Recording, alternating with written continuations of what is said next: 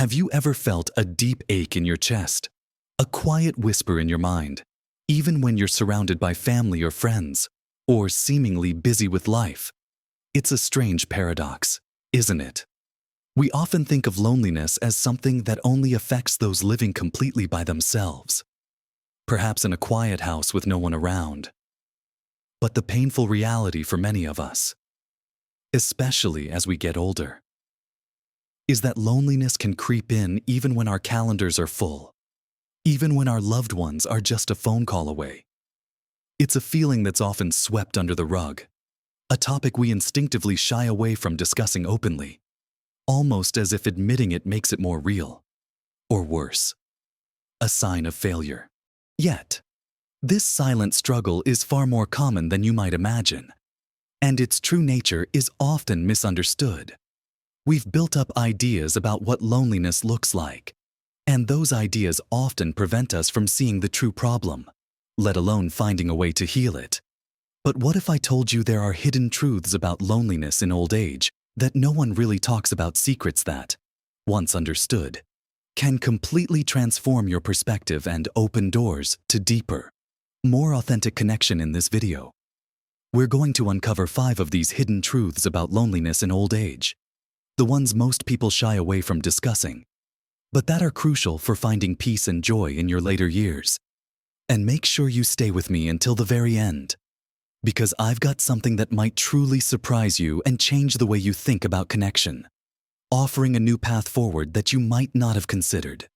Let's dive into the first hidden truth, a revelation that often catches people off guard. Loneliness isn't just about being physically alone. It's profoundly about a lack of meaningful connection. Think about it for a moment. You can be in a bustling room, at a family gathering, or part of a regular social group, and still feel an overwhelming sense of isolation. This isn't just a fleeting feeling. It's a deep-seated ache that tells you the interactions you're having aren't quite hitting the mark. We often confuse social activity with genuine connection. We go to events, we chat with acquaintances, we might even share a laugh or two. But underneath it all, there's a void where deeper understanding and shared vulnerability should be. As we age, our social circles naturally shift. Friends move away, or sadly, pass on. Our children become absorbed in their own busy lives, with careers and families of their own. The familiar faces and routines that once provided a sense of belonging may no longer be there. This can leave us feeling like we're constantly on the periphery, observing life rather than actively participating in truly reciprocal relationships. We might find ourselves engaging in superficial conversations, talking about the weather or the news, but rarely delving into our true thoughts, our hopes, or our fears. This lack of depth can be incredibly isolating, even more so than physical solitude, because it makes us feel invisible, unheard, and misunderstood, right in the midst of others. So, how do we foster meaningful connection when the world seems to encourage superficiality? It begins with a shift in focus. Instead of simply attending events, seek out opportunities that truly align with your passions and interests. If you love history, join a local historical society or a book club that focuses on nonfiction. If you enjoy gardening, volunteer at a community garden. When you engage in activities that genuinely excite you, you're more likely to meet people who share your values and interests, creating a fertile ground for deeper connections. When you're in conversation, practice active listening. Truly hear what the other person is saying, not just waiting for your turn to speak. Ask open-ended questions that encourage them to share more about themselves.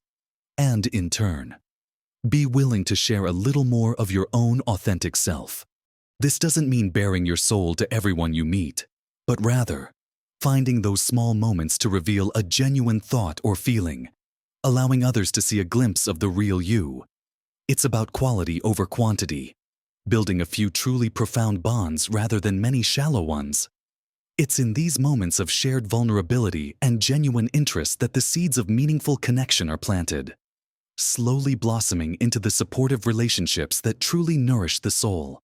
This leads us directly into the second hidden truth, one that often keeps us trapped in a cycle of isolation. Loneliness often stems from a fear of being a burden or asking for help, which paradoxically leads to self-isolation for many of us, particularly those of us who grew up in an era that highly valued self-reliance and independence.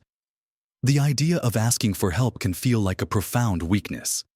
We've spent our lives being the strong ones, the providers, the people others could depend on.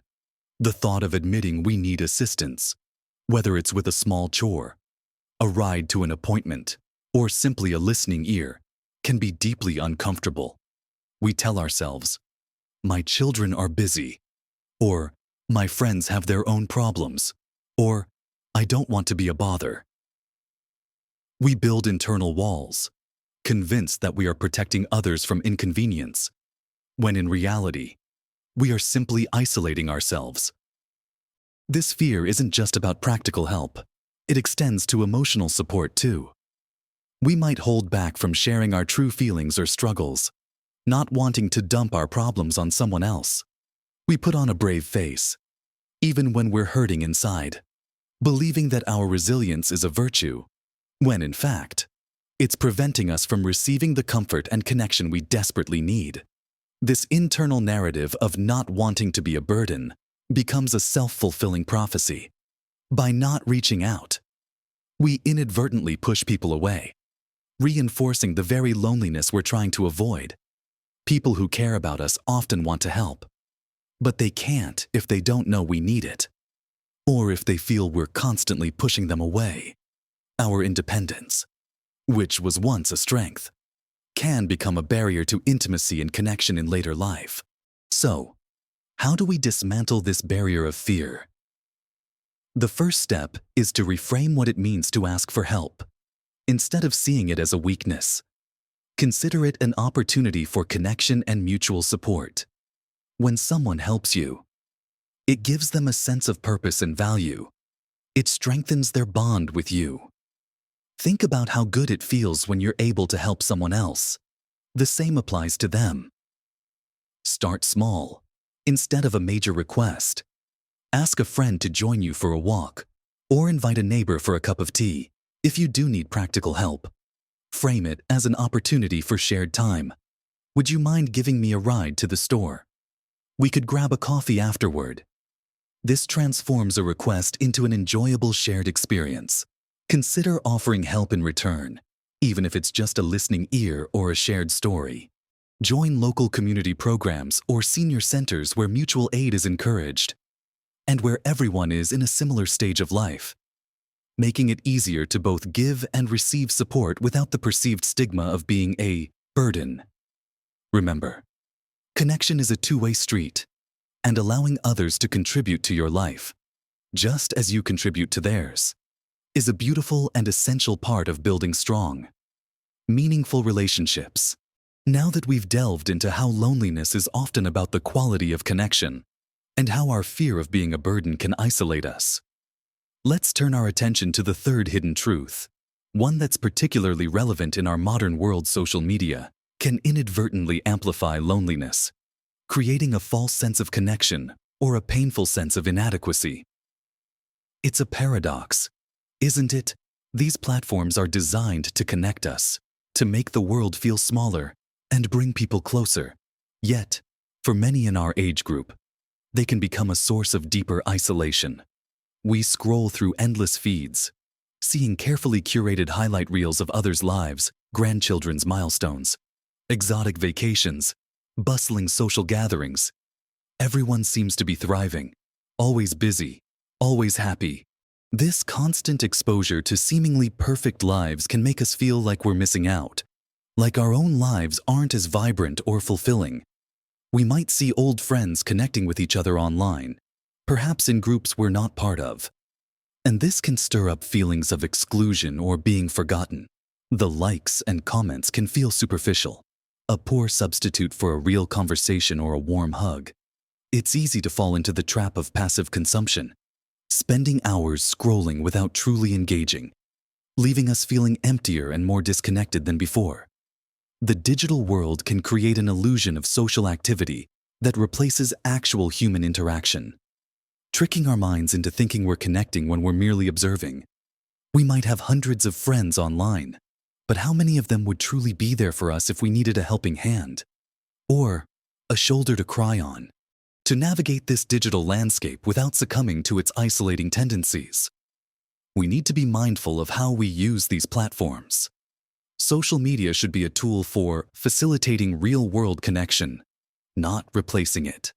Limit your screen time and be aware of how you feel after using these apps. If you consistently feel worse, more envious, or more alone, it's a sign to step back instead of just passively viewing. Use social media with intention.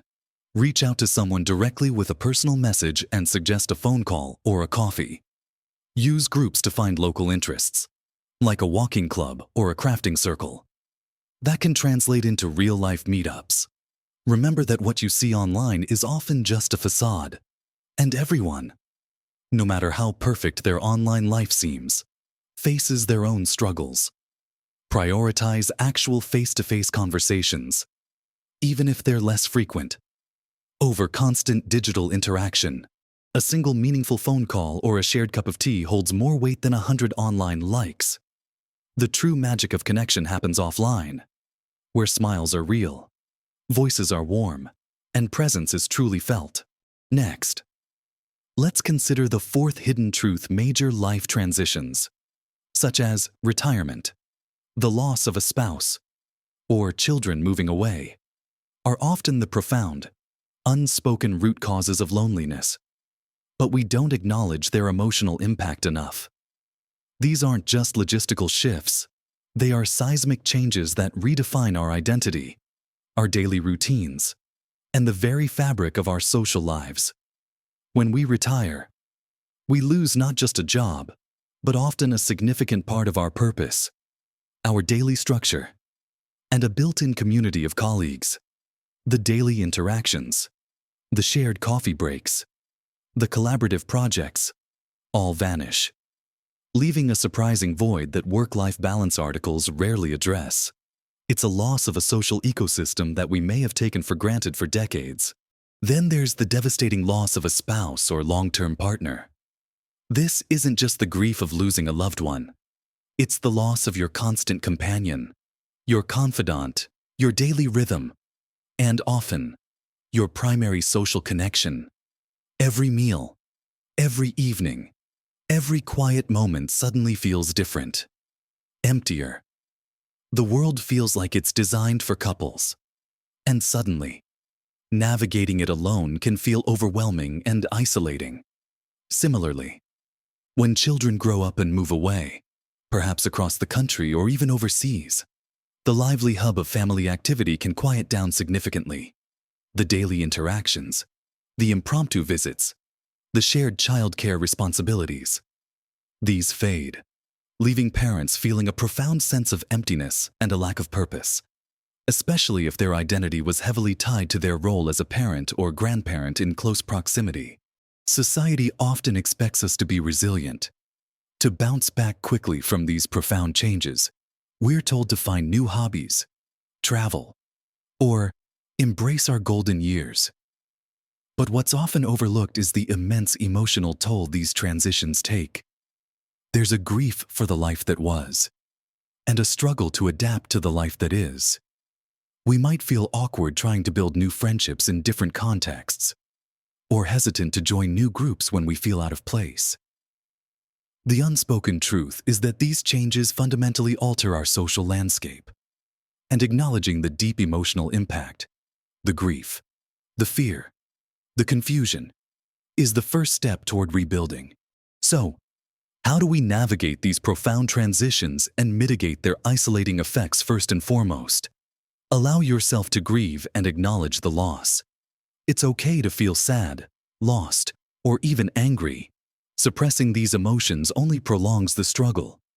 Seek out support groups specifically for retirees, widowers, or empty nesters. Being with others who truly understand what you're going through can be incredibly validating and healing.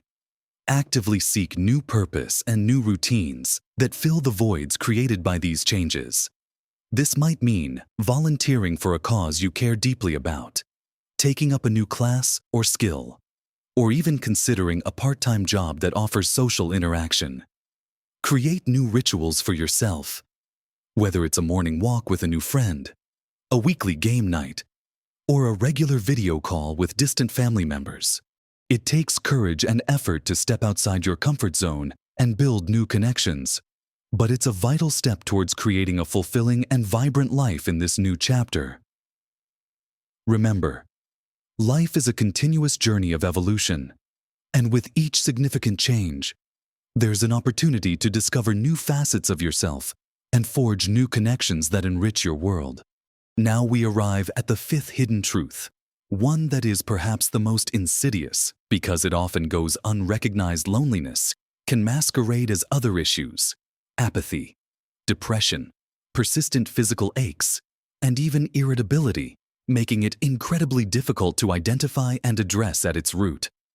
It's not always a conscious, direct thought of, "I feel lonely," instead.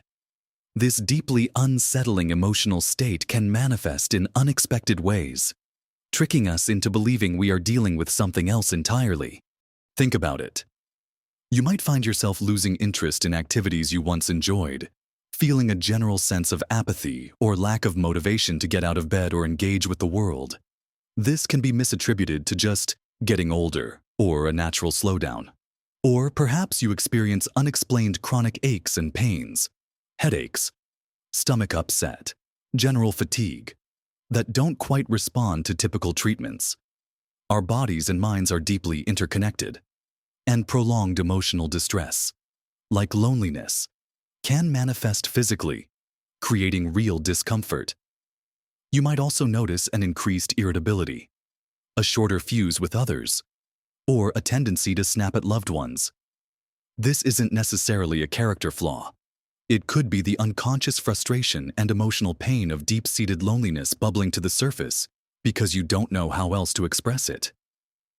Doctors might treat the physical symptoms, and family might attribute the mood changes to stress or age, without ever identifying the underlying emotional void. This masquerade makes loneliness particularly challenging to combat because if we don't recognize it for what it is, we can't truly address it. We might seek solutions for the apathy or the pain, missing the core issue that's truly impacting our well-being. The true surprise, the hidden factor that no one talks about, is just how pervasive and subtle these manifestations of loneliness can be, making it the most well-disguised challenge in later life. Many people are suffering from profound loneliness without ever using that word, or even recognizing the feeling within themselves. So, how do we unmask this hidden truth and begin to heal? The first and most crucial step is self-reflection and honest introspection. Take a moment to truly check in with yourself, beyond the physical symptoms or the outward apathy. What is your emotional state? Are you craving deeper connection? Are you feeling isolated? Even when surrounded by others, it requires courage to look beyond the obvious. Once you suspect loneliness might be at play, the next step is to prioritize social connection not as a luxury, but as an essential health necessity. Treat it with the same seriousness as you would diet or exercise. This might mean actively scheduling social interactions, even when you don't initially feel like it. Start with small, manageable steps. Reach out to a friend for a phone call, join a local club or volunteer group, or simply take the initiative to strike up a conversation with a neighbor. Consider talking to a trusted friend, family member, or even a professional if you feel comfortable. Sometimes, just articulating these feelings can be immensely liberating and open doors to solutions you hadn't considered. We've now uncovered 5 profound hidden truths about loneliness in old age that too often go unspoken. We've explored how loneliness isn't simply about being physically alone, but about the absence of truly meaningful connection, the kind that nourishes your spirit. We've discussed how the very commendable desire to avoid being a burden can inadvertently lead us to self-isolate, pushing away the very support we need. we've looked at the double-edged sword of social media, how it can create an illusion of connection while paradoxically amplifying feelings of inadequacy and isolation if not used mindfully. We've acknowledged the profound and often underestimated emotional impact of major life transitions like retirement or loss, which fundamentally reshape our social landscape and leave us searching for new anchors. And finally, we've unmasked the cunning way loneliness can disguise itself as other physical or emotional symptoms, making it harder to identify and address at its true source. Remember, you are absolutely not alone in experiencing these feelings or navigating these hidden truths. Loneliness, in its many forms, is a common human experience, especially as we age and life's chapters change. The most powerful realization, the surprise I promised you at the beginning, is this: acknowledging these hidden truths, understanding the real nature of your loneliness, is the single most powerful step you can take towards overcoming it. It's about shifting from vague discomfort to clear insight. Once you name what's truly happening, you reclaim your power and open yourself up to finding genuine connection. Small, consistent changes can make an incredible difference to your overall health and happiness. Each step you take, whether it's seeking deeper conversations, reaching out for help, using technology intentionally, or consciously building new connections after a life change, or simply recognizing that what you feel is loneliness, is a profound act of self-care. It's an investment in your well-being, paving the way for a more connected and joyful life. What truth resonated most with you today? Perhaps you've experienced one of these hidden forms of loneliness, or maybe you found a unique way to overcome it. Share your thoughts and experiences in the comments below. Your story could be the very thing that helps someone else feel less alone and more understood, igniting a spark of hope. If you found value in this heartfelt conversation, please take a moment to give this video a thumbs up. It genuinely helps others find it and benefit from these insights. And if you want more honest, heart-to-heart discussions and practical advice designed to help you thrive in your later years, remember to subscribe to our channel and ring that notification bell so you don't miss out on our future videos. Thank you for being here, for listening, and for being open to these important conversations. Embrace your journey, reach out, and live your best life, filled with authentic joy and connection. At every age,